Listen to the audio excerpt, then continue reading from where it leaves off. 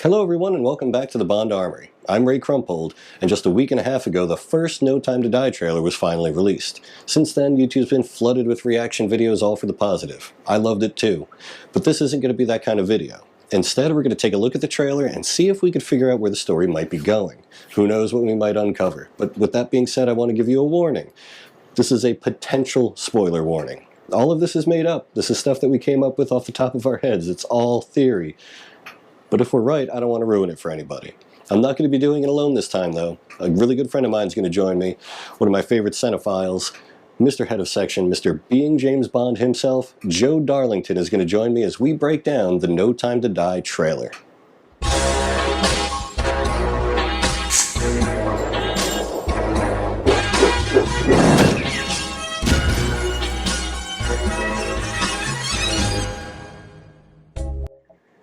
Alright everyone, welcome back, and here he is, Mr. Joe Darlington, being James Bond himself. How you doing, Joe? Good to be back in the Bond Armory with our tinfoil hats on. I love it. Well, as you know, the whole reason I wanted to bring you on was because I know that you are a huge movie fan, aside from the Bond films, and on top of the Bond films, I should say. So I would want your help to take a look at the No Time to Die trailer, break it down, and see if we can kind of piece together where this story might be going. I think there's a whole lot going on, and you're the perfect person to help me with this. I appreciate that. Thank you, sir. Let's do it. The trailer opens up with Madeleine, Swan, and Bond in what appears to be a really big car chase, and there seems to be a little bit of, I guess you could say, trouble in paradise, you know, the honeymoon's over type situation.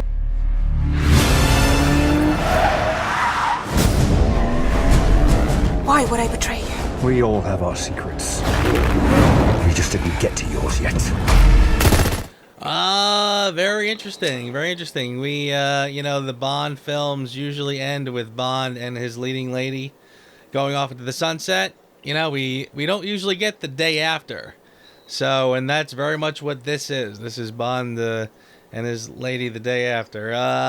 Yeah, interesting to see where they go with this. And I like the way the opening was shot. The camera work here is really interesting. And, yeah, like I said, I mean, the trailer got my interest, so I'm curious to see where they go. I mean, Bond looks genuinely pissed off in that scene, too. And I think we had talked about it before when we initially had the idea to do this video together.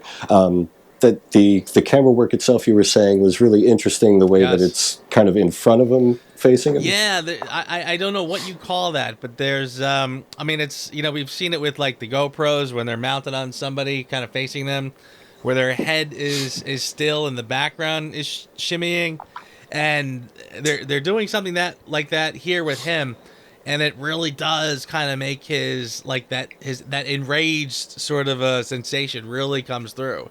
So I thought that was a really interesting choice, and I think that's Cary Fukunaga at his best. So I'm very excited for that. Absolutely. Right from there, we go right to a stunt on the bridge jump.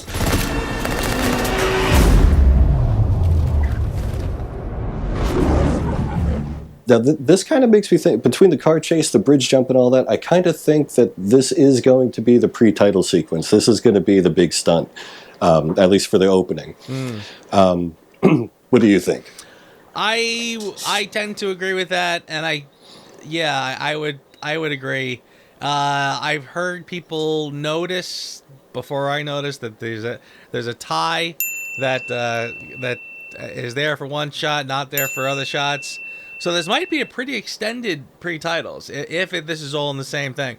But yeah, and plus I think because we see some shots of Italy later, I'm noticing that there might be a lot of time jumping in this film in a way that we haven't seen. I mean, we've seen them do it in like GoldenEye, where this happens and then like X many years later we get back to where Bond is.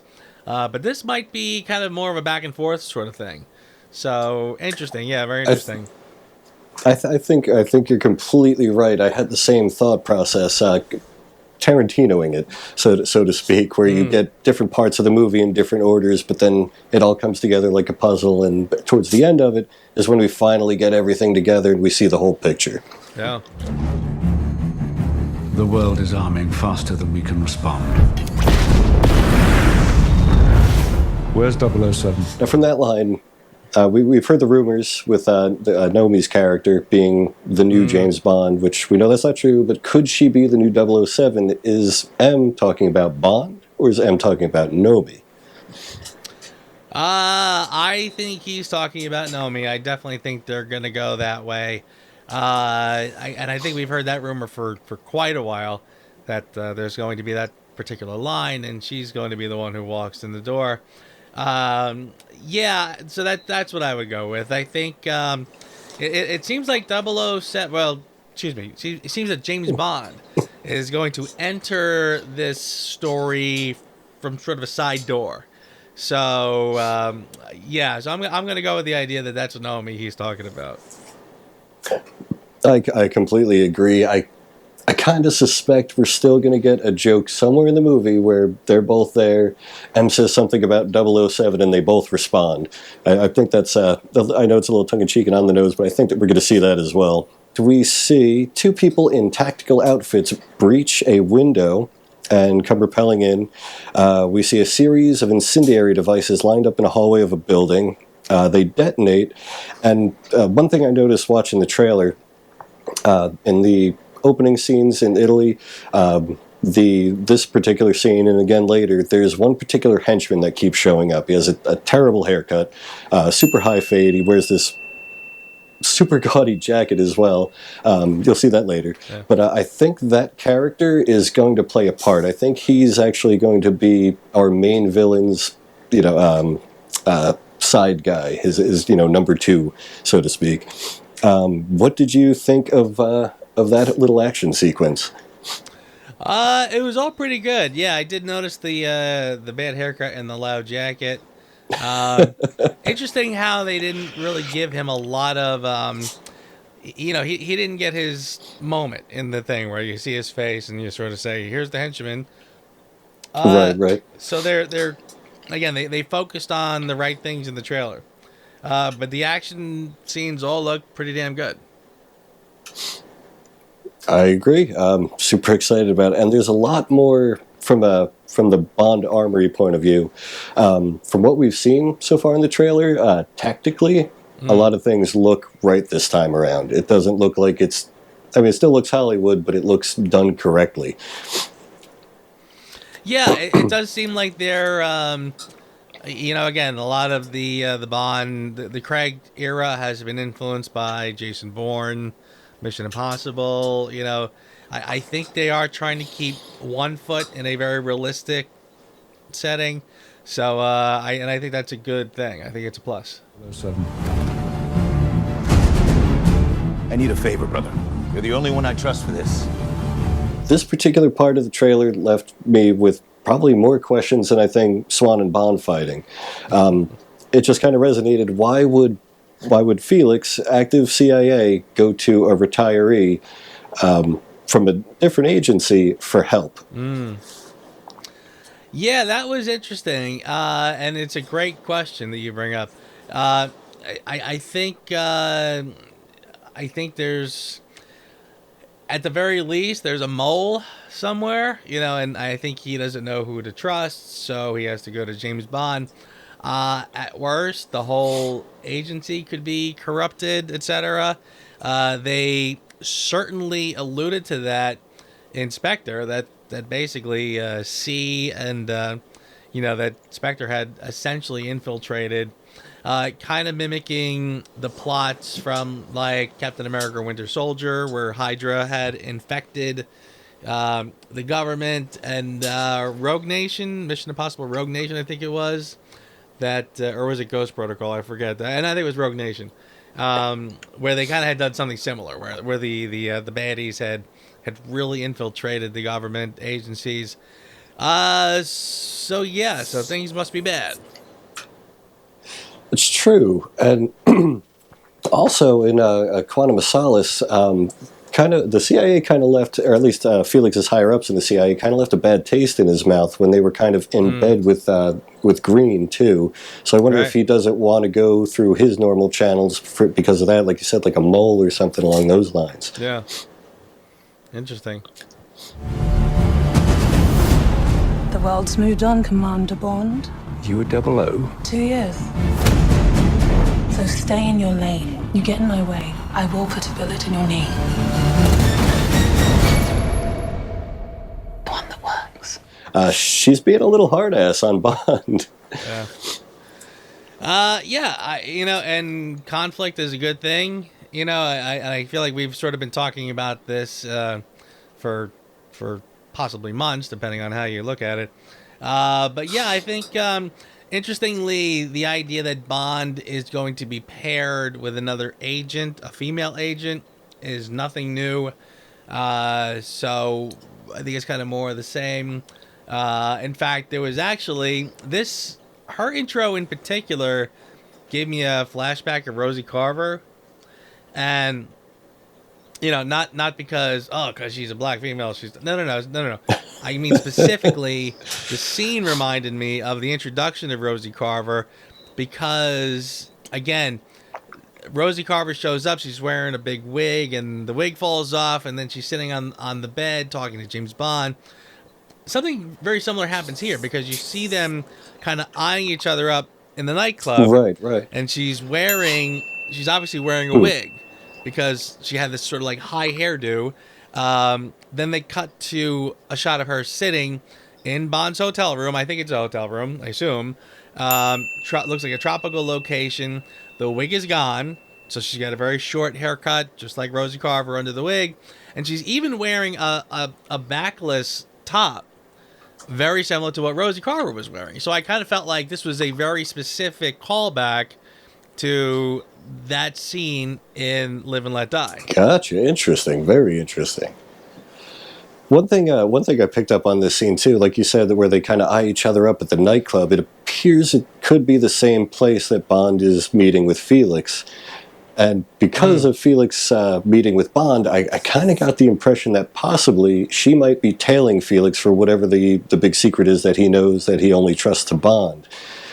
And another thing too, like you said, where they end up in what we think is a hotel room, maybe she, because of her cockiness and what we saw, maybe she's trying to pull one over on Bond, trying to lure him up into a room to, sleep with him like the way Bond would do to get information from a female, along those lines, try to get him up there, but then Bond kind of picks up on that, like, I've done this for how long? I know what you're trying to do, and then calls her out, and that's when she confesses, yes, I'm a 00, I've been doing it for 2 years. Yeah, it's interesting. I agree with you that it looks like they're in the same nightclub. What remains to be seen is when Bond and her are eyeing each other up, is that before the conversation with Felix or after? Right. So it does make you sort of wonder now how and why are these two together talking? And I don't know how spoilery we want to get, but now it's the two of them talking and there's no Felix. Okay, does that mean something? Right. Hard to say, but yeah, I'm with you there. I thought you two would get along. I'm always excited to see Moneypenny back in any of the films. I kind of expected her to take the role of the female, even though we saw what happened in the events of Skyfall and she got pulled out of field work and all. But I do think Nomi is a strong character. But how do you feel about Moneypenny's role being back in the office setting? Is it just a callback to the older films? What do you think? Yes, I think it's definitely a callback to the older films. I think that I suspect that even though they gave her a pretty impressive introduction in Skyfall, I think the ultimate goal was to get her behind the desk eventually. And again, even though, like, if they were to pull her back into the field for this one, I think a lot of people would look at it and say, but we saw this already, so they want a new character. Very true. But it was good to see her back again. and frankly, all of the key players are back. And I think I've heard people say that it doesn't look like we're gonna get the Scooby Gang again, which is a good thing. So I'm pretty good with her role in this. I agree. Name? Bond. James Bond. Bond, James Bond, and the look that the security guard gives him.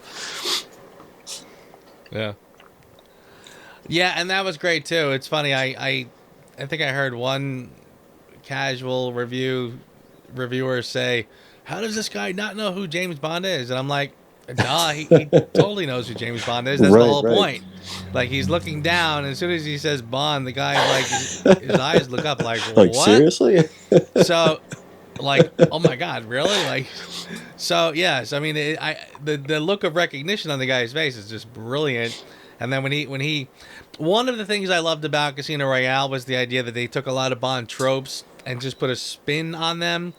And this was a great example of that, where you get that James Bond moment, but it's a totally different kind of an animal here. So I thought that was terrific. Absolutely. Yeah.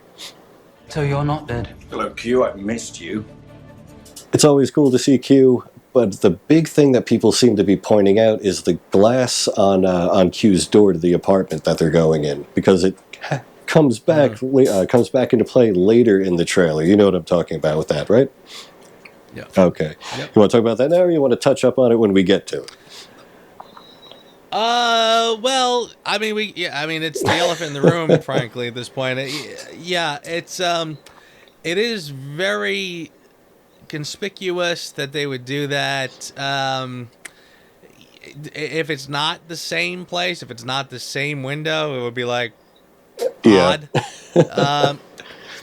One of the things about the trailer that I think nobody's really picked up on yet is the idea that there could be full-blown shots in this trailer to throw us off. That's true. One of the things that the Marvel films did, there was a shot like in the Infinity War trailer that had all of the heroes running towards the camera, which literally never appeared in the film. In fact, there were characters in it that were not in that scene at all.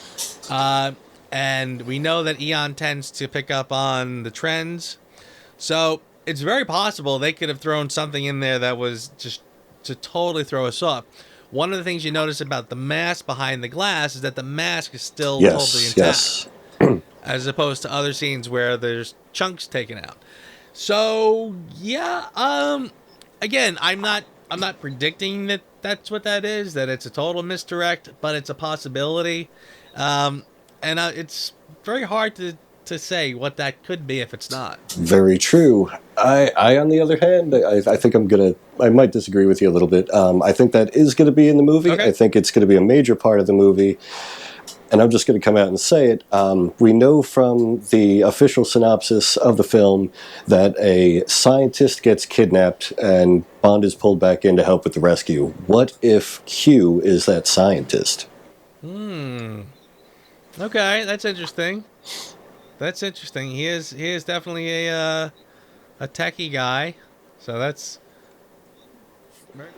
like I said, I mean, unless it's a total misdirect, somebody is in Q's flat if that's what we're supposed to get from that. So yeah, it's the most valuable asset this country has. If you feel yourself losing control, I'm not going to lose control. Yeah, that's a weird one, and I think that's probably the moment in the trailer where I really did kind of get thrown off. The idea that that Madeleine is, if she was just there, my first instinct would be, well, obviously she's being questioned because Spectre is up to its old tricks, so they're going to bring her in and try to figure out what she can tell us about this evil organization. But she's holding a clipboard. Yeah, she definitely looks like she's there in more of a professional manner. Right, yes, exactly. So if she's working there, I'm kind of going like, that's, of all the gin joints in all the world, she just happened to be working for MI6 right when James Bond is working. Again, it's a little too much of a coincidence. So it's one of two things. Well, I don't know if I'm going to say this right, but awkward writing or a genuine sort of interesting twist that's going to happen here. And I got faith it's not the first one. Right. And I think we had touched on it earlier too. You had mentioned about the hiring the bad guy's relative. That would just be incredibly awkward. Yeah, exactly. Yeah, like I getting a job for any federal agency requires a lot of background checks. So I think the idea that she's just working here, just because she happens to be qualified for the job, there's got to be more to it than that. Like I said, so I figure it's either the first stumble in the story, or again, this is kind of an interesting little twist, and there's more than meets the eye. Right, here. I agree. James, you gave up everything for her. When her secret finds its way out, it'll be the death of him. The death of him.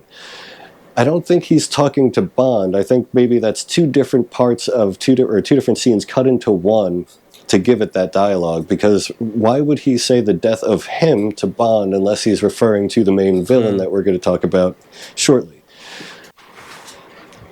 Yeah. Very interesting little misdirect there, and I'll tell you that I didn't pick up on that him right away. When I first the first 40 or 50 times I saw the trailer, I thought he was saying it'll be the death of you, and then somebody finally pointed it out, and I went, oh yeah, it's the death of him. Okay, so yes, I think they are cutting together two different conversations to give an effect. So yeah, that's interesting. Which would imply that the role of Christoph Waltz is a little bit more than just a cameo, or at least a pretty sizable cameo. Very true. What is it? You don't know what this is. So just after Blofeld, we're back with Bond and Madeleine, and this is another what I thought was an interesting scene. Bond says, "What is it?" Swan replies, "We don't know what this is." The thing that kind of stood out to me is it could be nothing, but Bond's position with his arm, having his hand up there like that, it's almost like he can't touch her, or something's going on there. And the dialogue again, "We don't know what this is." To me, it kind of implied maybe there's some sort of, maybe an infection, maybe whatever this biological or whatever the main thing is going to be in the film. Maybe she has it, and that's why maybe there's a separation we're not seeing, like glass or something between the two. What are your thoughts? That's an interesting take. I read that line mildly differently, where I thought it was more she was saying, I thought she said, "You don't know what this is," as if she's saying, "You still haven't figured this out yet." You know, you still don't know what this is. But again, I could be totally wrong there, just not reading the line correctly. Either way, and yes, the hand up sort of a thing was noticeable and a little odd. So, James Bond, License to Kill, history of violence. I could be speaking to my own reflection. Only your skills die with your body. Mine will survive long after I'm gone. That's a lot to take in. What are your initial thoughts? Yeah, on one hand, that could, when he says, your talents die with your body, mine will live long after, could just be a throwaway line. Any sizable bad guy with plans of world domination could use that line. It would work. Or it could be more literal. This could have something to do with cloning or DNA, etc., where he will literally sort of live on past his years, etc. Hard to say. What are your I'm thoughts? kind of in the same camp. I kind of think he means it literally. I think whatever his new technology is has to do with taking his I want to say essence, but what's the word I'm looking for? Consciousness. His consciousness. I mean, it could be like more of an artificial intelligence Consciousness. sort of That's an the word I idea. was looking for. It's hard to say. Okay. Yeah, I completely agree. Something along those lines. I just think the wording's too right there for it just to be a throwaway line. I think that's supposed to give you a little hint on where things are going, especially when we see Safin and when we first get that slow turn, and he has some scarring on his face, but then when we see later, you'll see it as well, those darker veins and things, like there's something going on inside his body. Yeah, and that's interesting. You know, I think when I first saw it, you know, like you said, the scarring changes. There's times when it looks like it's just sort of old and has kind of healed over the best it can. Other moments, it seems more red and veiny. I was just assuming that there's a scene in here where the wound just happens and that's real fresh. So could be either way. But yeah, I do feel like one scene is early on after he got injured and one is much later. Yeah, well, speaking of the injury, I think I might have glanced over it. Madeleine opening the box with the damaged mask that we see. Oh, Now, yeah. That's an interesting part too. How do you feel about that? Do you think that's something that she's kept from her past as a reminder, or is that something that's more like dropped off at her front door, meant to be a threat? Like, hey, remember this? We see her; she's real upset when she sees it. She has the tear coming down. Yeah, I'm gonna lean toward the second one. I kind of feel like that's someone's idea of delivering a threat. You know, a reminder, or, you know, remember this happened? I didn't Right. forget, kind of a thing. And that's another thing that points to maybe jumping around in the timeline, because we see the mask hole in that window reflection, and then it's damaged again, and then later when we see Safin wearing it, it's damaged, missing that portion, and it's all different Right. locations as well. Yeah. So I guess we're just gonna have to wait and see. History isn't kind to men who play God. History isn't kind to men who play God. What are your thoughts on this one? Are we going to talk about the elephant in the room here? The big, I think it's about theory? that time. Yeah, because I felt I'm feeling like I mean we've had a lot of clues over the last few weeks. Even the poster contest That was kind of a sort leak, of I dropped think. a big one. So yeah, so I'm kind of feeling like, you know what? I think they sort of learned their lesson from trying to keep too many secrets that weren't really secrets at all. You know, they tried to tell us, oh, she's not really Moneypenny. Sure enough, she's Moneypenny. No, he's not playing Blofeld. Sure enough, he's playing Blofeld. So rather than try to spring a surprise later, I think they're kind of just giving us the wink. Like, look, if you're a Bond fan, you know where we're going So with Safin this. is Dr. No. Yeah, I felt like once he said the line about God, because again, that's a direct reference, I think, to, you know, in Dr. No, he says, our asylums are full of people who think they're Napoleon or God. So I thought for sure, I said, this is kind of almost full blown, like, again, just a kind of a wink, like, Right. you know, we know. Well, it's you also interesting too, like with the character named Safin. Do you think that it's going to come out that it is Dr. No and Safin just is what we've been told his name is? It's not like they say it in the trailer or anything. Is that just a misdirect? No, his name's Safin is Safin, and then when we're there, it's going to be, this is Julius No. Well, possibly. You know, boy, was it. I don't want to bag on Spectre, but well, maybe I do. Without remorse. You know, when they yeah, right, there you go. You know, when they did that thing about you know, well, my name was Oberhauser when I was a kid. Now I'm Ernst Stavro Blofeld, and that's my. And I was like, really? And James Bond just sort of played along really quickly. He's Ernst Stavro Blofeld. Nah. I mean, he literally was called him Blofeld from that moment on. I kind of felt like, nah, that's not how you do that. So if they're going to do something similar where they're going to kind of switch the name halfway through, my real name is Dr. No, I hope they do it better than that. And again, they can put whatever spin on this character that they want, which is obvious from Spectre. Now suddenly Blofeld is Bond's foster brother. So they can do whatever they want with this character. In fact, I noticed that everybody's kind of trying to get a look at the guy's I've heard that too. Yeah. To which I'm like, look, they can make him Dr. No and never do the hands thing. Yeah. I mean, they can do whatever they please. They could call him Julius No or Safin No, or No could be like initials, an N-O, which, again, like even in Spectre, they basically took away the acronym. I mean, Spectre was Special Executive of et cetera, et cetera, et cetera. They basically got rid of that and just called it a word Spectre. There's no acronym.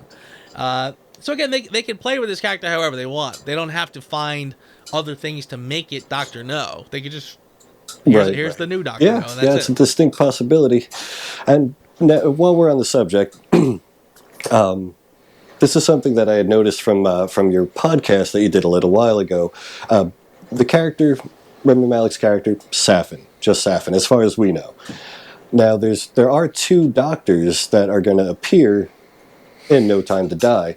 One of them is Madeleine Swan, and the other you did a podcast with. And I didn't know the character was a doctor until your podcast. Do you know what I'm talking about? I didn't know that. I thought it was just Vogel. I didn't know she was an actual doctor. But we know she's going to be in No Time to Die. But there's absolutely no reference to her except online, where you look up the full cast and everything. What if Safin is Safin and Dr. No is actually Dr. Vogel?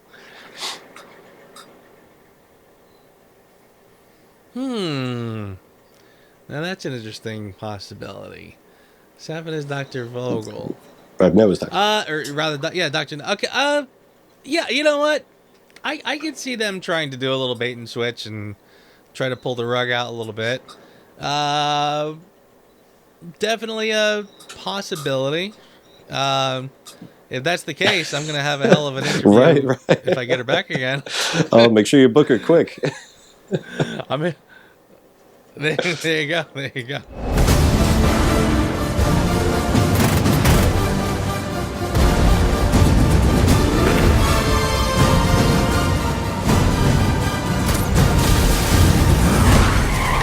Really cool action montage, and another interesting clip. Well, there's a lot of interesting clips, but the one thing that kind of stood out to me that kind of reminded me again of the whole the original Dr. No was the scene with the big pool of water.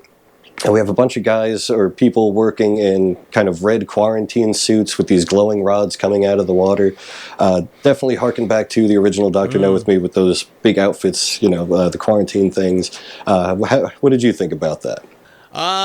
Yes, it's another very interesting parallel to Dr. No. I'm with you there. By the way, the shot of Bond talking to him, making the line about God. Again, a very Dr. No-esque sort of set. They even have a bonsai tree off to the side. Yeah, they're sitting on the floor as well, kind of very Asian, Japanese. Right. Yes. Yeah. So either it's one of the best bait and switches in cinema history, or, yeah, I'm leaning towards that character's Dr. No. I agree. So this has to be my favorite part of the entire trailer.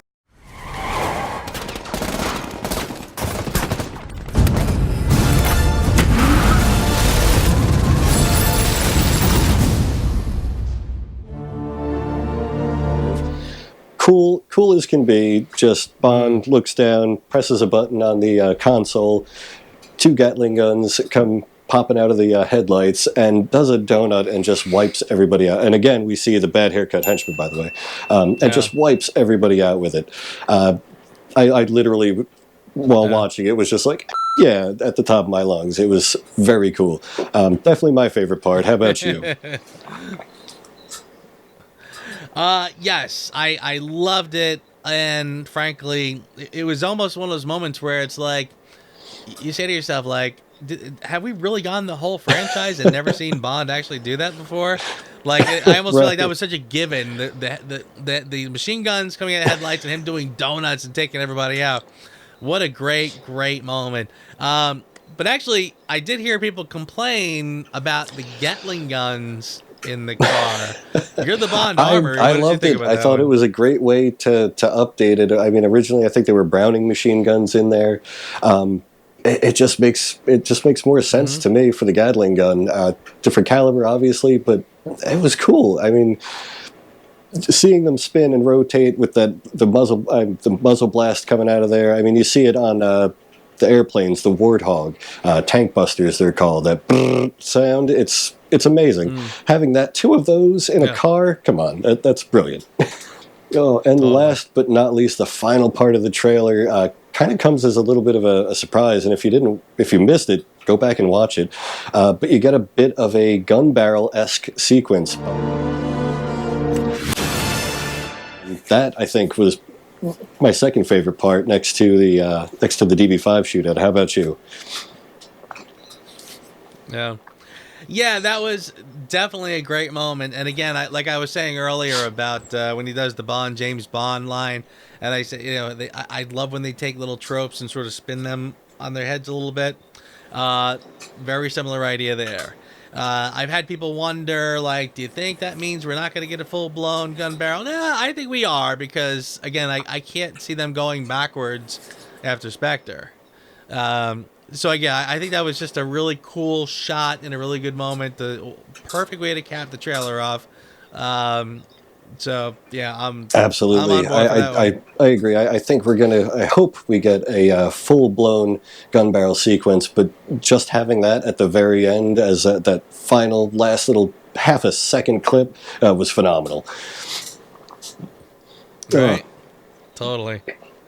Big time. I was really impressed with that. That was, again, if it was the beginning of the trailer, middle of the trailer, but the fact that they were just the little capper at the cherry end, right on top. Perfect. Well, that's it. We've gone through the entire trailer. We've broken down each clip. What do you think, Joe? Do you have a final fan theory, something that you could piece together where you think the storyline might go? Any complete final thoughts? Well, I'm very happy to say that I don't really have an overall story prediction. I think that the trailer was, and interestingly, it was thorough. I mean, they gave us a lot. I think everybody sort of commented, this was not a teaser. This was a full-blown trailer, to the point where I kind of felt like this was plenty, and I don't need more than this. Just that'll do it for me. I don't need more. With that said, though, I definitely think they gave us a lot, and if we really kind of dissected this even further, we could probably pull more out of it. I think we probably pulled as much as I want, though. I will say that one of the scenes that we probably didn't touch on was where you see Bond in a forest. He's sort of running it in a forest and looking very concerned. And I kind of feel like that's going to be sort of a key scene that, again, they didn't show much of in this. They show him sort of following a helicopter. And there's another shot, a real quick shot of him in an SUV driving in like a stream. And the helicopter's overhead. It's an overhead shot looking down. And Bond's not alone. Yes, I noticed that. There's somebody in like the back passenger seat. Yeah. I got a hunch that will be kind of a key moment in the film. A very important scene. And they just hinted at it with this and didn't focus on it too much. And I think probably for a reason. So, so overall, I think we're in for a good film with a lot of twists and turns.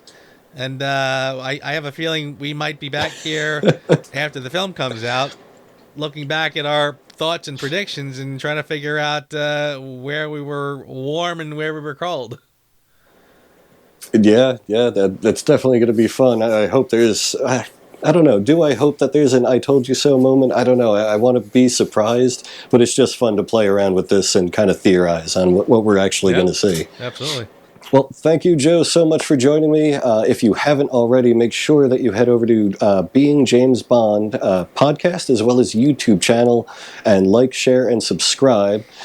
Joe, what's next for Being James Bond? Do you have anything coming up we can look forward to? Wow. The countdown to Bond 25 continues. Scott and I are going to do our reviews leading up to the new film. And by the way, I did pay a visit to the Bond Armory.